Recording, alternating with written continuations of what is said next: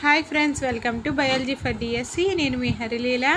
Friends, ఈ వీడియోలో మనం అధ్యాపన శాస్త్రం బిఎడ్ జీవశాస్త్ర బోధన అభ్యసన శాస్త్రం 2 అనే ఈ న్యూ మెథడాలజీ బుక్లో మూల్యాంకనం పార్ట్ 5 వీడియోని చూద్దాం. వీడియోలోకి వెళ్ళే ముందు బయాలజీ ఫర్ డిఎస్సి ఛానల్ని లైక్, షేర్, సబ్స్క్రైబ్ చేయండి. Stay tuned and keep watching. మంచి నికషకు ఉండవలసిన లక్షణాలు. ఒక నికష మంచి నికషగా పేర్కొనాలంటే ఈ క్రింది లక్షణాలను కలిగి ఉండాలి. ఒక పరీక్షను ఒక విద్యార్థి సమూహానికి 2 లేదా అంతకన్నా ఎక్కువ సార్లు నిర్వహించినప్పుడు ఆ విద్యార్థులకు ఎప్పుడూ ఒకే మార్కులు వస్తే ఆ పరీక్షకు విశ్వసనీయత ఉంది అంటారు. ఒక పరీక్షను ఒక విద్యార్థి సమూహానికి 2 లేదా అంతకన్నా ఎక్కువ సార్లు నిర్వహించినప్పుడు ఆ విద్యార్థులకి ఎప్పుడూ ఒకే మార్కులు రావాలి. అప్పుడు ఆ పరీక్షకి విశ్వసనీయత ఉంది అంటారు. విశ్వసనీయతను 3 పద్ధతులలో కనుగొనవచ్చు. పునఃపరీక్షా పద్ధతి, టెస్ట్ రీటెస్ట్ మెథడ్, సమరూపాకృతి పద్ధతి, ఈక్వలెంట్ మెథడ్, ద్విఖండన పద్ధతి, స్ప్లిట్ ఆఫ్ మెథడ్. పునఃపరీక్ష పద్ధతి, సమరూపాకృతి పద్ధతి, ద్విఖండన పద్ధతి. విశ్వసనీయతను ప్రభావితం చేసే కారకాలు. ప్రశ్నాపత్రం నిడివి. ప్రశ్నాపత్రం నిడివి పెరిగే కొద్దీ, అంటే ప్రశ్నలు ఎక్కువైన కొద్దీ ఎప్పుడు ఒకే మార్కులు రాకపోవడానికి అవకాశం ఉంది. అంటే ఇక్కడ ప్రశ్నాపత్రం నిడివి అనేది విశ్వసనీయతను ప్రభావితం చేసే కారకం. ప్రశ్నాపత్రంలో ప్రశ్నలు ఎక్కువయ్యే కొద్దీ ఒకే మార్కులు రాకపోవడానికి అవకాశం ఉంది. తర్వాత విశ్వసనీయతను ప్రభావితం చేసే రెండవ కారకం ప్రశ్నల కఠిన స్థాయి. ప్రశ్నపత్రం తయారు చేసేటప్పుడు సాధారణ స్థాయి ప్రశ్నలు కఠిన స్థాయి, తేలిక స్థాయి ప్రశ్నల కంటే ఎక్కువగా ఉన్నప్పుడు విశ్వసనీయతను పొందవచ్చు. ప్రశ్నపత్రం తయారు చేసేటప్పుడు సాధారణ స్థాయి ప్రశ్నలు కఠిన స్థాయి, తేలిక స్థాయి కంటే ఎక్కువగా ఉన్నప్పుడు విశ్వసనీయత పొందవచ్చు. ప్రశ్నల యొక్క కఠిన స్థాయి విశ్వసనీయతను ప్రభావితం చేస్తుంది. సాధారణ స్థాయి ఎక్కువ ప్రశ్నలు ఉన్నప్పుడు, అంటే కఠిన స్థాయి, తేలిక స్థాయి ప్రశ్నల కంటే సాధారణ స్థాయి ప్రశ్నలు ఉన్నప్పుడు విశ్వసనీయత ఎక్కువగా ఉంటుందన్నమాట. నెక్స్ట్ వస్త్వాశ్రయత. వస్త్వాశ్రయత అంటే ఏంటి? దిద్దేవారి ప్రమేయం లేకుండా ఉండడమే వస్త్వాశ్రయత అనమాట. వస్త్వాశ్రయత కూడా ఈ విశ్వసనీయతను ప్రభావితం చేసే కారకం. దిద్దేవారి ప్రమేయం లేకుండా ఉండేటట్లు ప్రశ్నాపత్రం తయారు చేయబడితే విశ్వసనీయత పొందవచ్చు. నెక్స్ట్, ఒకే స్థాయి విద్యార్థి సమూహం కన్నా విభిన్న స్థాయిలలో ఉండే విద్యార్థి బృందానికి పరీక్ష నిర్వహించినప్పుడు ప్రశ్నాపత్రం యొక్క విశ్వసనీయత పెరుగుతుంది. ఒకే స్థాయి విద్యార్థి సమూహం కంటే విభిన్న స్థాయిలలో ఉండాలి. అంటే ఇక్కడ తెలివైన విద్యార్థులు, సాధారణ విద్యార్థులు, వెనుకబడిన విద్యార్థులు, అలా విభిన్న స్థాయిలో ఉండే విద్యార్థుల బృందానికి పరీక్ష నిర్వహించినప్పుడు ప్రశ్నాపత్రం యొక్క విశ్వసనీయత పెరుగుతుంది. అంటే ఇక్కడ ప్రశ్నపత్రం యొక్క విశ్వసనీయత వేరు స్థాయిల్లో ఉన్న విద్యార్థి బృందాన్ని పెట్టినప్పుడు విశ్వసనీయత అనేది పెరుగుతుంది. నెక్స్ట్, ఎక్కువ సంఖ్యలో లక్ష్యాత్మక ప్రశ్నలు. లక్ష్యాత్మక ప్రశ్నలు ఎక్కువ సంఖ్యలో ఉంటే కూడా విశ్వసనీయత పెరుగుతుంది.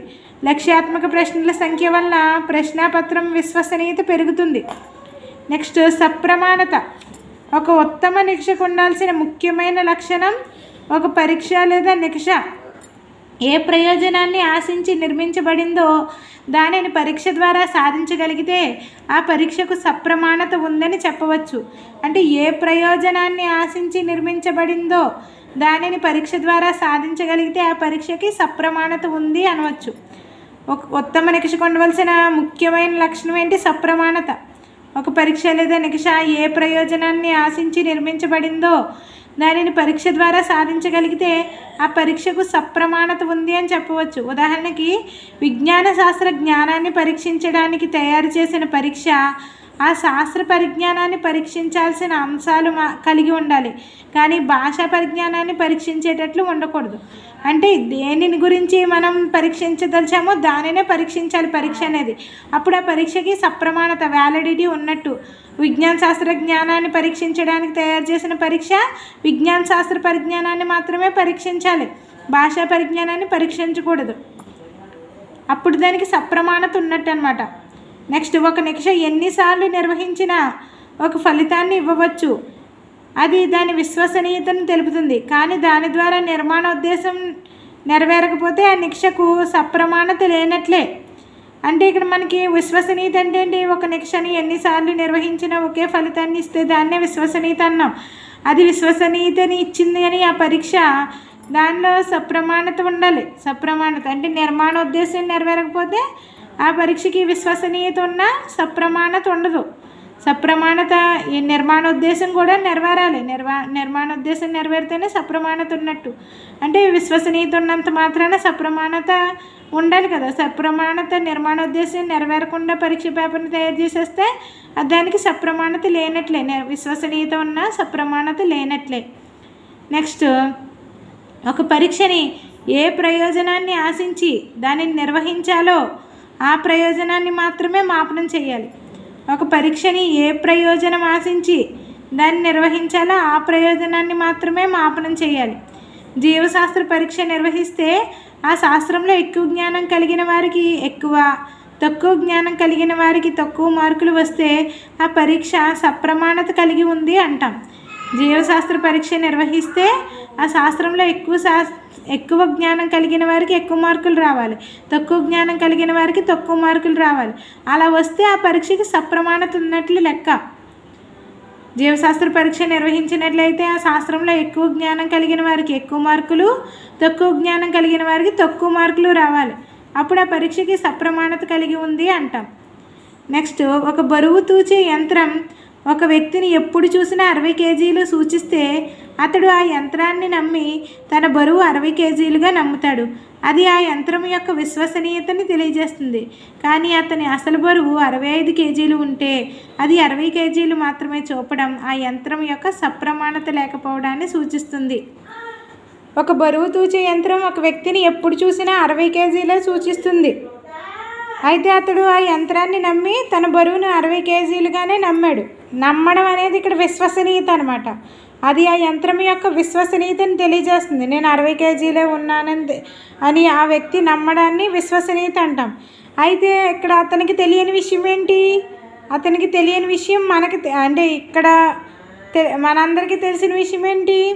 అతను అసలు బరువు 65 కేజీలు, కానీ అది 60 కేజీలు మాత్రమే చూపడం ఆ యంత్రం యొక్క సప్రమాణతకు లేకపోవడాన్ని సూచిస్తుంది. సప్రమాణత లేదు, నిజాన్ని కొలవలేదు అది, కానీ ఒక నమ్మకం ఉంది కాబట్టి అక్కడ విశ్వసనీయత ఉన్నట్టు అనమాట. అతనికి నమ్మకం ఉంది కాబట్టి అక్కడ విశ్వసనీయత ఉంది, కానీ సప్రమాణత లేదు, అసలు బరువు రాలేదు ఇక్కడ. నెక్స్ట్, సప్రమాణతలో రకాలు. కంటెంట్ వ్యాలిడిటీ నికష ఏ పాఠ్యాంశంపై తయారు చేయాలో అదే పాఠ్యాంశం నుంచి ప్రశ్నలు తయారు చేయబడితే ఆ ప్రశ్న పత్రానికి కంటెంట్ వ్యాలిడిటీ ఉన్నట్టు. అంటే కంటెంట్ విషయంలో సప్రమాణత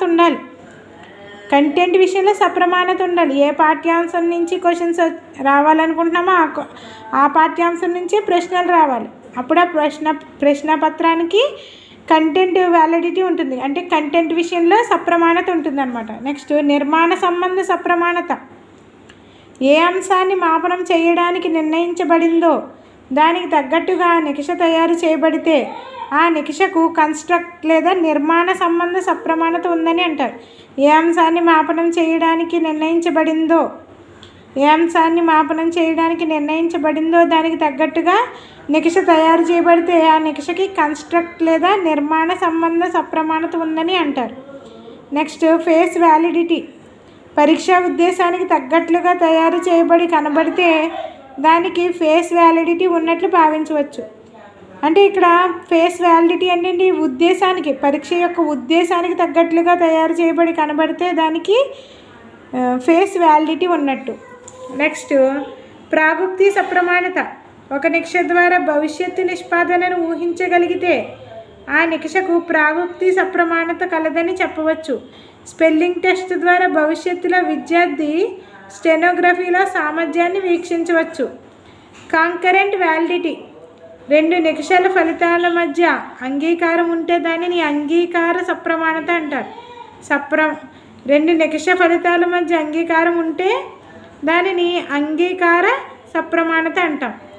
ఇక్కడ మనకి సప్రమాణతలో రకాలు: content validity, constructing validity, face validity, ప్రాగుక్తి సప్రమాణత, కాంకరెంట్ వ్యాలిడిటీ అనే 5 రకాలను చూడొచ్చు మనం ఇక్కడ. కంటెంట్ వ్యాలిడిటీ నికష ఏ పాఠ్యాంశంపై తయారు చేయాలో ఆ పాఠ్యాంశం నుంచే ప్రశ్నలు తయారు చేస్తే దానికి కంటెంట్ వ్యాలిడిటీ ఉన్నట్టు. నెక్స్ట్ నిర్మాణ సంబంధ సప్రమాణత. ఏ అంశాన్ని మాపనం చేయడానికి నిర్ణయించబడిందో, ఏ అంశాన్ని మాపనం చేయడానికి నిర్ణయింపబడిందో దానికి తగ్గట్టుగా నిక్ష తయారు చేయబడితే ఆ నిక్షకు కన్స్ట్రక్ట్ వ్యాలిడిటీ ఉన్నట్టు. Next face validity. పరీక్ష యొక్క ఉద్దేశానికి తగినట్లుగా తయారు చేయబడాలి. పరీక్షా పత్రం అనేది ఉద్దేశానికి తగినట్లుగా పరీక్షా పత్రం తయారు చేయబడాలి. తయారు చేయబడి కనబడితే దానికి ఫేస్ వ్యాలిడిటీ ఉన్నట్టు. నెక్స్ట్ ప్రాగుక్తి సప్రమాణత. అంటే భవిష్యత్తులో ఏమవుతాడు విద్యార్థి అనేది ఆ పరీక్షా పత్రం నిర్ణయించగలిగితే అది ఆ పరీక్షకి ప్రాగుక్తి సప్రమాణత ఉన్నట్లు లెక్క. ఒక నిక్ష ద్వారా భవిష్యత్తు నిష్పాదనను ఊహించగలిగితే, ఒక నిక్ష ద్వారా భవిష్యత్తు యొక్క నిష్పాదనని అంటే భవిష్యత్తులో ఏమవుతాడో ఊహించగలిగితే ఆ నిక్షకి ప్రాగుక్తి సప్రమాణత కలదని చెప్పవచ్చు. స్పెల్లింగ్ టెస్ట్ ద్వారా భవిష్యత్తులో విద్యార్థి స్టెనోగ్రఫీలో సామర్థ్యాన్ని పరీక్షించవచ్చు. స్పెల్లింగ్ టెస్ట్ ద్వారా భవిష్యత్తులో విద్యార్థి స్టెనోగ్రఫీలో సామర్థ్యాన్ని పరీక్షించవచ్చు. తర్వాత కంకరెంట్ వ్యాలిడిటీ. రెండు నిక్షల ఫలితాల మధ్య అంగీకారం ఉంటే దానిని అంగీకార సప్రమాణత అంటాం. రెండు నిక్షల ఫలితాల మధ్య అంగీకారం ఉంటే దానిని అంగీకార సప్రమాణత అంటాం. సప్రమాణతని ప్రభావితం చేసే అంశాలు: పరీక్ష నిడివి, స్పష్టమైన సూచనలు లేకపోవడం, వాక్య నిర్మాణం కఠినంగా ఉండడం, క్లిష్టమైన పదాలు ఉపయోగించి ప్రశ్నలు తయారు చేయడం, ప్రశ్నలు సరిగ్గా నిర్మించకపోవడం, అభ్యసన ఫలితాలు కనుగొనడానికి సరిపోయే ప్రశ్నలు లేకపోవడం, సందిగ్ధత మొదలైన అంశాలు పరీక్ష సప్రమాణతపై ప్రభావం చూపిస్తాయి. సప్రమాణతపై ప్రభావం చూపించే అంశాలు పరీక్ష యొక్క నిడివి, స్పష్టమైన సూచనలు లేకపోవడం, వాక్య నిర్మాణం కఠినంగా ఉండడం, క్లిష్టమైన పదాలు ఉపయోగించి ప్రశ్నలు తయారు చేయడం, ప్రశ్నలు సరిగ్గా నిర్మించకపోవడం, అభ్యసన ఫలితాలు కనుగొనడానికి సరిపోయే ప్రశ్నలు లేకపోవడం. నెక్స్ట్ సందిగ్ధత మొదలైన అంశాలు పరీక్ష సప్రమాణతపై ప్రభావం చూపిస్తాయి. పరీక్ష యొక్క నిడివి, స్పష్టమైన సూచనలు లేకపోవడం, వాక్య నిర్మాణం కఠినంగా ఉండడం, క్లిష్టమైన పదాలు ఉపయోగించి ప్రశ్నలు తయారు చేయడం, ప్రశ్నలు సరిగ్గా నిర్మించకపోవడం, అభ్యసన ఫలితాలు కనుగొనడానికి సరిపోయే ప్రశ్నలు లేకపోవడం, సందిగ్ధత మొదలైన అంశాలు పరీక్ష సప్రమాణతపై ప్రభావం చూపిస్తాయి. Next వస్తువాస్త్రహిత objectivity. దిద్దేవారి వ్యక్తిగత అభిప్రాయాలకు తావు లేకుండా తయారైన ప్రశ్నాపత్రానికి వస్తువాస్త్రహిత లక్షణం వస్తుంది. వస్తువాస్త్రహిత ఈ క్రింది అంశాల వలన పెంపొందించవచ్చు. దిద్దేవారి వ్యక్తిగత అభిప్రాయాలకు తావు లేకుండా తయారైన ప్రశ్నాపత్రానికి వస్తువాస్త్రహిత లక్షణం వస్తుంది. వస్తువాస్త్రహిత ఈ క్రింది అంశాల వలన పెంపొందించవచ్చు. విషయతంత్ర ప్రశ్నల వలన వస్తువాస్త్రహిత పెంపొందించవచ్చు. వ్యాసరూప ప్రశ్నలు నిర్దిష్ట పదాలతో కూడి నిర్దిష్ట స్పందనలు వచ్చేటట్లు తయారు చేయడం వలన. నెక్స్ట్ ప్రశ్నలకు గణన సూచి, గణన కల్పనలు తయారు చేయడానికి వీలుండే ప్రశ్నలు ఉండడం వలన. ఒకే సమాధాన పత్రాన్ని ఇద్దరు దిద్ది సగటు మార్కులు తీసుకోవడం ద్వారా. విషయతంత్ర ప్రశ్నల వలన వ్యాసరూప ప్రశ్నలు నిర్దిష్ట పదాలతో కూడి నిర్దిష్ట స్పందనలు వచ్చేటట్లు తయారు చేయడం వలన. ప్రశ్నలకు గణన సూచి, గణన కల్పనలు తయారు చేయడానికి వీలుండే ప్రశ్నలు ఉండడం వలన.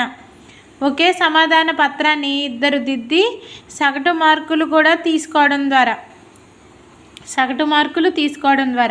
ఒకే పరీక్షాధికారి రెండు వేరువేరు సమయాలలో ఒకే సమూహానికి ఇవ్వబడిన పరీక్షాపత్రాలను దిద్దించుట ద్వారా వచ్చిన గణనల సహసంబంధ గుణాన్ని వస్తువాస్త్రహిత గుణకం, ఆబ్జెక్టివిటీ కోఎఫిషియంట్ అంటారు.